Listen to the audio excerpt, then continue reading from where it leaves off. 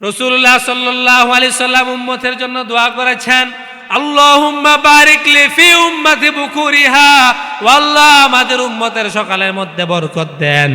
আর আমার উম্মতের বর্তমান সময়ের চিত্র হচ্ছে সকালের মধ্যে সকলে মিলে ঘুমায়, আছে না নাই? সব মানুষ ঘুমায়, তার মানে বরকত পাইবেন কখন? ধরেন মসজিদের সামনে আগামীকাল ঘোষণা দেওয়া হইল ফজরের পর থেকে সকলকে 1 বড়ি করে স্বর্ণ দেওয়া হবে। কয় বড়ি?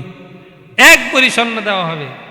যে ফজরের নামাজ থেকে সকাল 8টা পর্যন্ত থাকবে সে 1 বড়ি স্বর্ণ পাইবে, আর যে পরে আসবে সে স্বর্ণ পাইবে না। আচ্ছা বলুন তো, এখন আপনি ঘরের মধ্যে শুয়ে আছেন, আপনি আইছেন 10টা বাজে, আপনি কয় বড়ি পাইবেন? 0 না? কয়জনে ডাবল 0 পাইবেন, বরং আরো কেউ বলছেন এতে মনে একবার নিয়ে আবার আইসি নিত, ঠিক কিনা? অতএব রসুল দোয়া করেছেন সকালের সময়ের মধ্যে উম্মতের জন্য বরকত আছে। এখন আপনি ঘুম থেকে উঠছেন, সকাল তো দূরের কথা 10টা বাজে, এখন সন্তানদেরকে নিয়ে যাইতেছেন কেজি স্কুলে, সন্তানও চোখ ডলে, মায়েও চোখ ডলে, বাহেও চোখ ডলে, ব্যাগ একটা নিয়ে দৌড় দিতে আছে, কারণ ফার্স্ট টেবিলে বসতে হবে। কিন্তু আপনার যে বরকত চলে গেছে এটাই আপনি তো কখনো চিন্তা করেন না।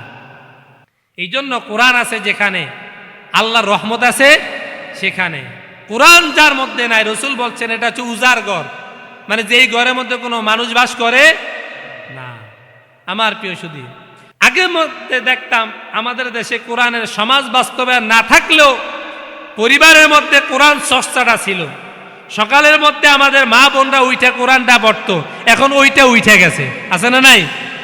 কারণ সারা রাত পুরা টেলিভিশন দেখার পরে, সিরিয়াল নাটক দেখার পরে, এরপরে সকালবেলা ঘুম থেকে উঠতেও ভালো লাগে না, আর সকালে ঘুম না উঠলেও কোরআন পড়তে ভালো লাগে না।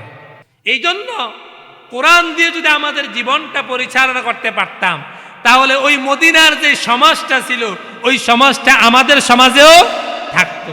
কোরআন না থাকার কারণে আজ আমাদের ওই সমাজটা সোনালী সমাজ হয় না।